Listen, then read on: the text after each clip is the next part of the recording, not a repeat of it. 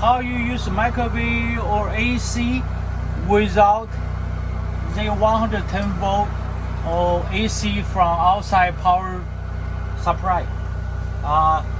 You can turn the generator on.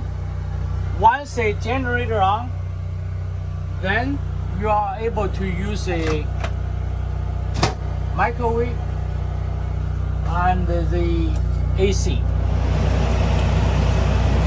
Because the AC use 110 volt AC, not the 12 volt DC. If AC is low working, please check the circuit breaker. Just reset the circuit breaker. The AC, refrigerator, microwave, anything power up, you can reset.